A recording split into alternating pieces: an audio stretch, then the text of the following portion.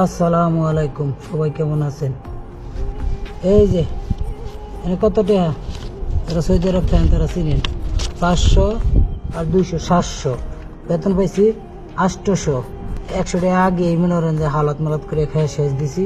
100 টাকা বেতন পেয়ে সাথে সাথে দিয়ে দিছি, কেন হলো বেড়া আমারও বিপদের সময় উপকার করছে, তারা দিয়ে দিতে। তাহলে এনে আছে 700। ওখান মনে করেন যে নেট বিল বাহির হয়েছে, নেট বিল আর হয়েছে গিয়া এই বাজার টাজার, নেট বিল বাজার মিললা কি 200 টাকা হইব? আপনারা কোন হইব 200 টাকা?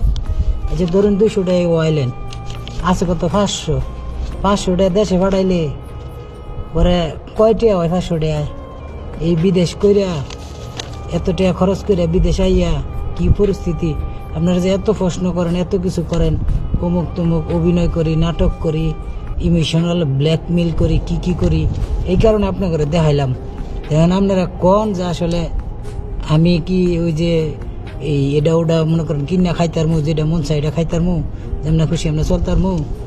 এই 200 টাকা কি হইব? খাওয়ান খরচ সব নেট বিল সব হইব? আপনারা কোন। যাই হোক, তারপরেও আপনারা হয়তো বা নানান কথা কোন, আমার ভালো লাগে কোন। তো আপনারা সবাই ভালো থাকেন। তবুও বলবো একটা জিনিস ভাই, আমার লাগে একটু দোয়া করেন যে আমি একটা ভালো কাজ পাই, 2টা পয়সা কামাইতারি, কমপক্ষে জানি 30,000 টাকা দেশে পাঠাইতারি, জানি পরিবারটা মোটামুটি চলে যাইতারে। এখানে কিস্তি আছে বুঝেন তো, ওই কিস্তি মিস্তি চালায় গিয়ে এই 500 টাকা মনে করেন মানে কি যে একটা বেড়াচারের ভিতরে আছি, এটা আসলে বলে বুঝাইতে পারি না। ঠিক আছে, এই কারণে হয়তো আপনারা একটু রাগ করেন আমার লাগে, কেউ গুসা করেন না, রাগ করেন না। সবাই ভালো থাকুন আর আমার লাগে একটু দোয়া করেন, ভালো একটা কাম পাই। আসসালামু আলাইকুম।